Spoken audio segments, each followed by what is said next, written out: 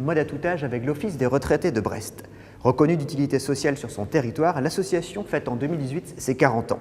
Cette année, diverses animations et expositions ont été proposées au Quartz, avec en point d'orgue de la manifestation un défilé de mode intergénérationnel.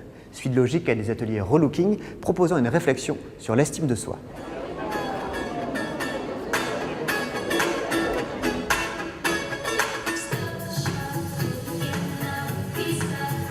Nous avons souhaité, dans le cadre du 40e anniversaire, organiser un défilé de mode intergénérationnel.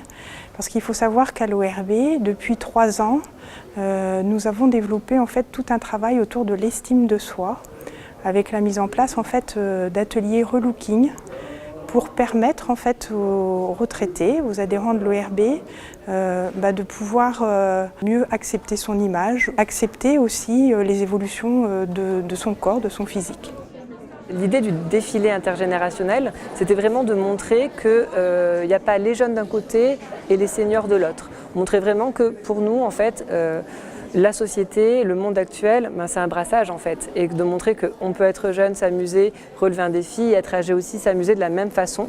Que finalement, le fossé qu'on a envie de faire entre les générations, il n'a pas lieu d'être en fait. On est tous pareils, on sait tous s'amuser, on sait tous être tristes quand on doit l'être.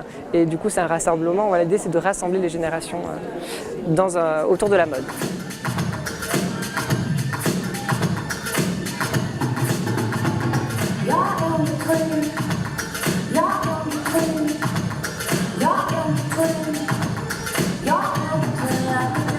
J'ai jamais défilé, donc là c'était l'occasion de le faire pour montrer qu'on pouvait être retraité, jeune et dynamique. On est vraiment chouchoutés, c'est vraiment bien.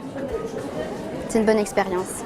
Moi, ça m'a permis d'avoir quelques informations, quelques astuces pour me mettre en valeur et pour être mieux. Et c'est très intéressant de faire ça avec des personnes âgées qui ont pu accepter de devenir des mannequins malgré les manques d'expérience que l'on a tous. Nous pouvons avoir du style et même nous qui n'avons aucune expérience du mannequinat, comme eux en fait, on peut en vérité se surpasser et être bien.